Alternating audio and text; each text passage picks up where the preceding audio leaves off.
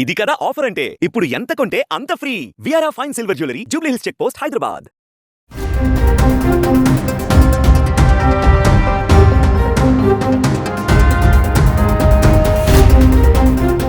ఇకపై gold loan తీసుకోవడం అంత ఈజీ కాదు.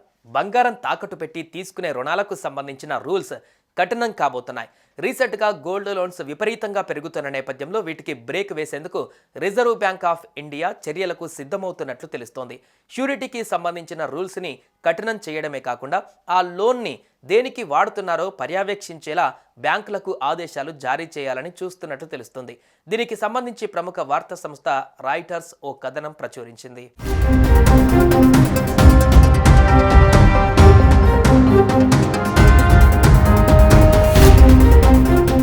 బంగారంతో తీసుకొని వెళితే నిమిషాల వ్యవధిలో రుణం మంజూరు అవుతుండడంతో చాలామంది ఇలాంటి లోన్స్కే ప్రిఫరెన్స్ ఇస్తుంటారు. అసురక్షిత రుణాలకు ఆర్బీఐ అడ్డుకట్ట వేసిన నేపథ్యంలో రీసెంట్గా ఈ టైప్ లోన్స్ బాగా పెరిగాయి. అయితే లోన్స్ తీసుకునేటప్పుడు వారి పూర్వాపరాలు, తాకట్టు పెడుతున్న బంగారం వారిదేనా కాదా, ఇంకెవరిదైనా లాంటి విషయాలను కూడా బ్యాంక్, ఎస్బీఎఫ్సీలు ధృవీకరించాలని ఆర్బీఐ భావిస్తుందని అంటున్నారు. లోన్స్ జారీలో ఫైనాన్షియల్ ఇన్స్టిట్యూషన్స్ అన్నీ ఒకేలా విధి విధానాలు పాటించేలా చర్యలు తీసుకోబోతుందని అంటున్నారు.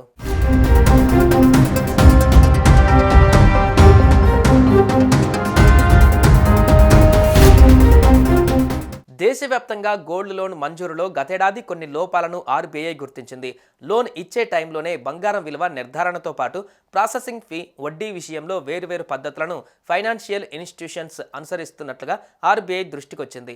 ఒకే పాన్ కార్డుపై ఒకే ఏడాది అనేకసార్లు గోల్డ్ లోన్స్ ఎలా మంజూరు చేస్తున్నారంటూ ప్రశ్నించింది.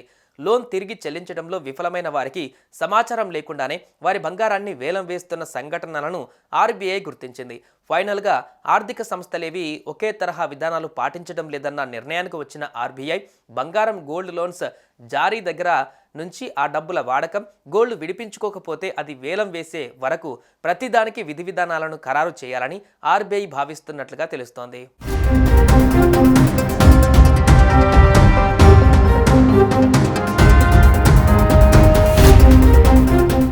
సుమన్ టీవీలో మీ పర్సనల్ అండ్ బిజినెస్ ప్రమోషన్స్ కోసం కింది నెంబర్కి కాంటాక్ట్ చేయండి.